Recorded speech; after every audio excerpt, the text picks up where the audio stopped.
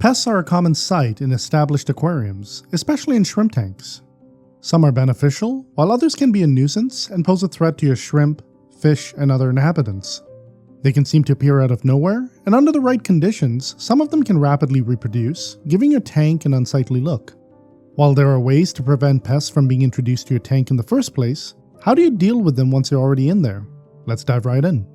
Pests are usually introduced into a tank through plants, substrate, decor, and sometimes even fish or invertebrates that have been in a tank with them. You can greatly decrease the chance of introducing pests into your tank by either quarantining everything in a separate tank, performing a bleach dip for your plants and decor, or leaving hardscape, substrate, and decor out of water to completely dry. If you didn't take any of these preventative measures and are now noticing these tiny critters in your tank, don't worry, there's always a solution. First, you need to identify what type of pest you're dealing with in order to know how to get rid of them. I've compiled a list of 9 common pests you might encounter, so let's explore each one. Detritus worms are thin, white creatures resembling strands of hair often found in or on the substrate.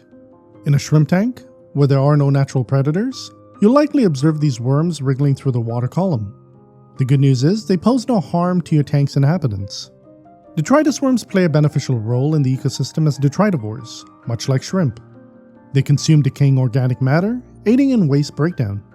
This can enhance nutrient availability for your plants in a planted tank. However, as detritus worms multiply, they can become visually unappealing. To get rid of them, there are 3 effective methods you can utilize. First is tank maintenance. Cleaning your tank significantly reduces the amount of food available for these worms. Be sure to remove any algae as well, as they may also serve as a food source. Siphoning the substrate helps to remove some of the worms and their food. Regular water changes are also crucial for removing excess waste and nutrients. While performing a water change, consider stirring up the substrate a bit to dislodge any underlying detritus while you siphon. Second is to reduce the amount you feed your tank's inhabitants, as detritus worms thrive off uneaten food. Consider reducing feedings to smaller amounts every 2 or 3 days, and for shrimp, perhaps once a week. It's important to note that shrimp and fish don't necessarily need to eat every day, as there is organic matter in the tank that they will naturally find and feast on. Lastly, you can add predators to your tank, and by predators, I mean fish. Most fish will gladly eat these worms, and they're actually a healthy snack for them. Consider adding bottom feeders like rosy loaches, coolie loaches, pygmy corydoras, or panda corydoras, as they will dig through the substrate for food where these worms are usually found. Scuds are small shrimp-like invertebrates that are amazing algae eaters and cleanup crew members. These little critters have a high tolerance for environmental changes, high reproductive rates, and are almost impossible to get rid of once established. Scuds are harmful to shrimp because they compete for the same food, such as detritus, algae, biofilm, and other organic matter. They are prolific breeders with a shorter reproduction cycle than shrimp, which means you will eventually have more scuds than shrimp in your tank, leading to less food for your shrimp.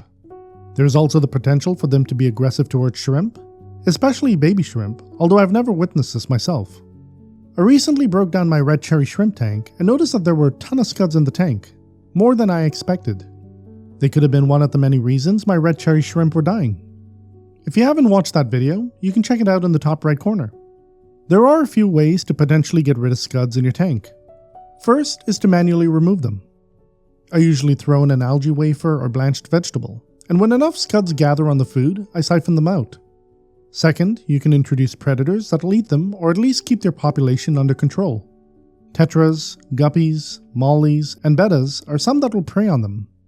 In my 7-gallon blue velvet shrimp tank, I have a scarlet batis pair that are always hunting down baby scuds. They won't go after the adults as they're too big, but that's where I come in by manually removing them. When you add predators to your tank, you may notice the scuds hiding a lot more. Lastly, if the other 2 methods fail, is to reset your tank completely. At this point, there's nothing more you can do as the scud population will probably be out of control. You will need to remove your shrimp, fish, and any other inhabitants you wish to keep and place them in a quarantine tank. Be careful not to transfer any scuds with them. You will then need to tear down your tank and clean it thoroughly, including any driftwood and decorations, and leave them in the sun to dry for a few days. You will also want to replace all the filter media to be safe and quarantine or bleach dip your plants. Freshwater limpets are sometimes common visitors to our tanks, and some people absolutely dislike these tiny critters. These gastropods are often mistaken by new aquarists for snails. Limpets are harmless scavengers that can help keep a tank clean. They're great at eating algae. However, they can become an eyesore when they multiply, and you may start noticing them all over your plants, decor, and walls of your tank. Even though limpets are a beneficial and natural part of the ecosystem, if you wish to get rid of them from your tank, there are a few methods you can use. First, you can manually remove them by scraping them off surfaces with a razor blade or similar tool. Be sure to do this carefully to avoid damaging your tank or plants. Second, you can introduce predators that eat limpets. Betta fish and assassin snails are known to prey on them, but keep in mind that there's only so many they can eat. Be cautious with this method, as bettas could potentially prey on your shrimp, and assassin snails will also target other snails in your tank. Third, keep up with your maintenance practices by removing excess food and waste, controlling the amount of algae in your tank, performing water changes, and gravel vacuuming if necessary. Fourth, reduce how much you feed the inhabitants of your tank. If you're used to feeding your shrimp and fish every day, consider feeding them every other day. In a shrimp-only tank, you may want to only feed them once a week, as there is biofilm and other organic matter in the tank that they can feed on. Fifth, you can add competitors to the tank like other snails. Limpets are slow-moving creatures and will be easily outcompeted by other snails. Without food, these critters will disappear on their own. Lastly, if methods 1 through 5 are not effective, you can consider using chemical treatments specifically designed to target limpets. No Planaria is a product that works well and does not harm your shrimp or fish. However, you will want to remove any snails you wish to keep, as they will be affected by this product. After treating your tank and performing a few water changes, you can reintroduce your snails. If you'd like to learn more about No Planaria, I've left a link in the description below. Copepods are tiny, white flea-like critters that can be found skipping around in the aquarium. They are detritivores, making them beneficial to the tank's ecosystem. It may be hard to spot them in aquariums with fish since they're usually preyed upon, but they may be more prevalent in shrimp tanks where there is no danger of predation. Copepods are totally harmless, and their presence is a good indication of a healthy tank. However, they can be seen as pests if there is a population explosion, which can give your tank an unsightly appearance and might indicate an imbalance in the ecosystem. While copepods are typically scavengers and feed on detritus and algae, in large numbers, they might compete with other small tank inhabitants like baby shrimp or fry for the same food resources. There are a few methods you can use to remove or control their population. First, keep your aquarium clean. Since these critters eat detritus, cleaning your tank will reduce the amount of food available for them. Here's a little tip. Copepods are attracted to light. Shine a flashlight in one area of the tank to gather a cluster of them together, then remove them by siphoning them out. Second, feed your tank less. Copepods will take advantage of any uneaten food, and if you overfeed your tank, you can experience an explosion in their population. If you feed your tank every day, consider feeding it every other day or once a week, depending on the inhabitants. Third, add small predators like rasboras, tetras, or guppies to your tank. These fish will eagerly hunt these critters down. It's important to note that larger fish may not notice them or see them as food. Ostracods, commonly known as seed shrimp, are microcrustaceans that can be found in almost any shrimp or fish tank. They are considered harmless to shrimp and fish, and can even be beneficial to your tank's ecosystem. In shrimp tanks, ostracods function as natural cleaners by feeding on excess food and decomposing material. While some seed shrimp may compete with dwarf shrimp for food, in the long run, the dwarf shrimp typically dominate. Though they won't disappear entirely, their numbers will decrease. In fish tanks, ostracods serve as a natural food source for fry and even some adult fish. Unlike in shrimp tanks, where they can swim freely throughout the water column, in fish tanks they tend to stay closer to the substrate and seek shelter within it. If you notice an explosive growth in the population of ostracods, this usually indicates excess overfeeding of your tank.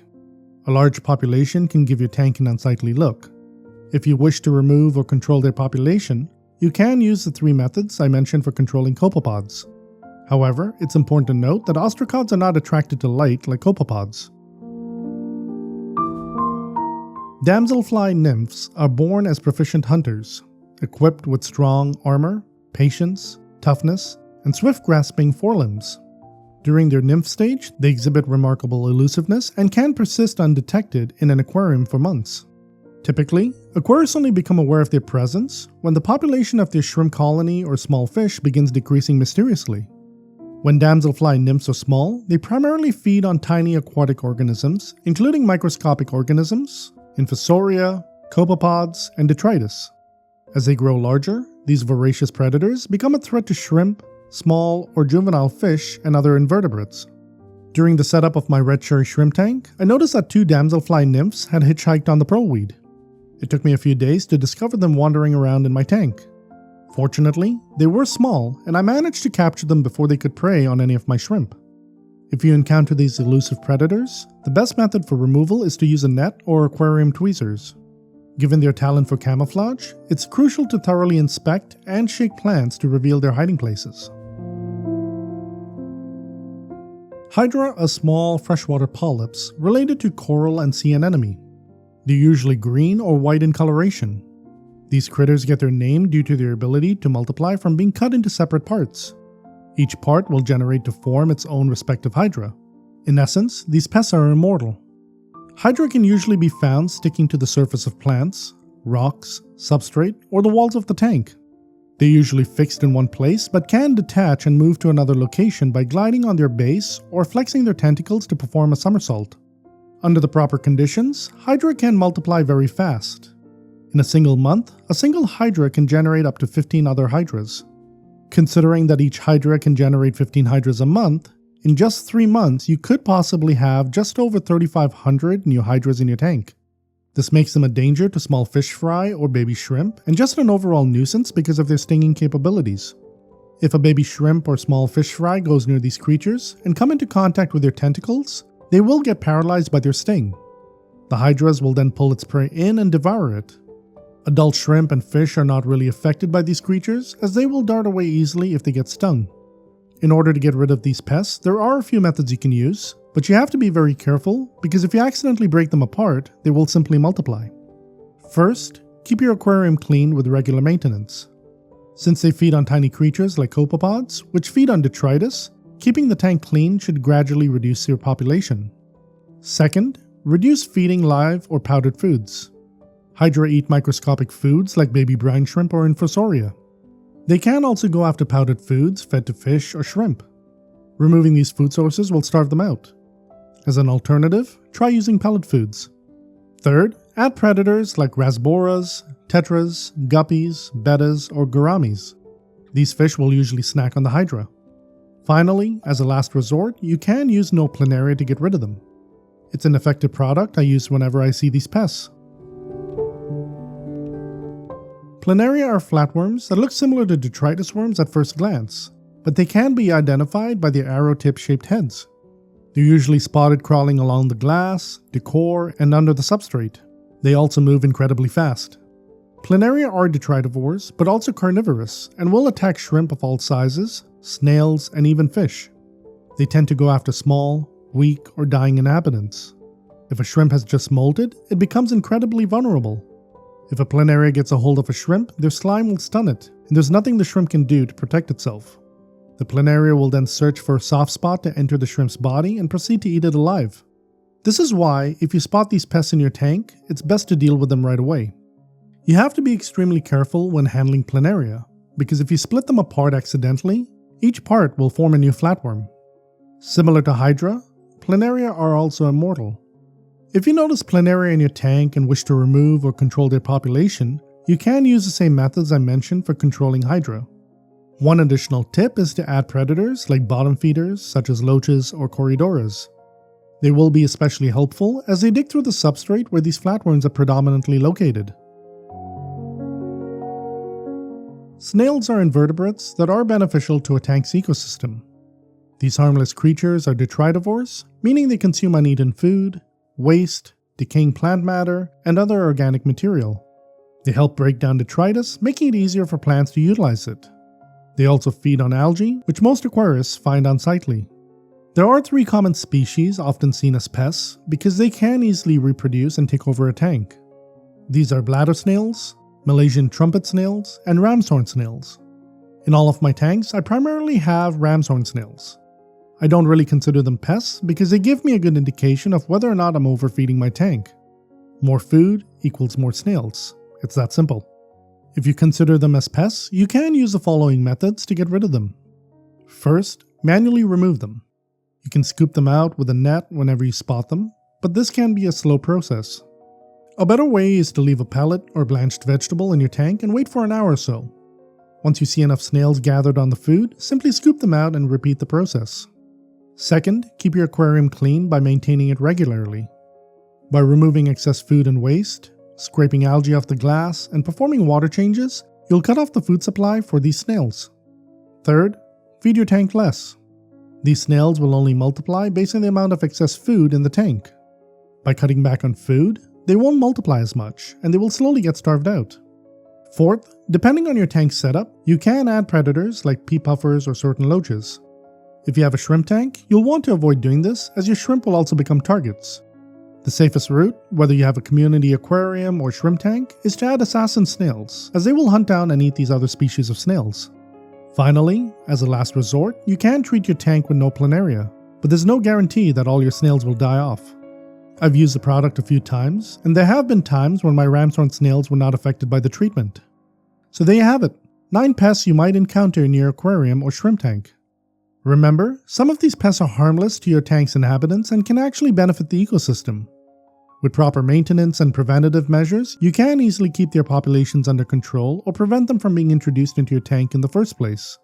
Now that you know how to manage pests, check out the following video on how to manage algae in your aquarium. If you'd like to support this channel and the work I do, consider joining my YouTube membership or following me on Patreon. Your subscription to this channel also means a lot to me. My name is Andy, thank you so much for watching, and I'll catch you in the next one.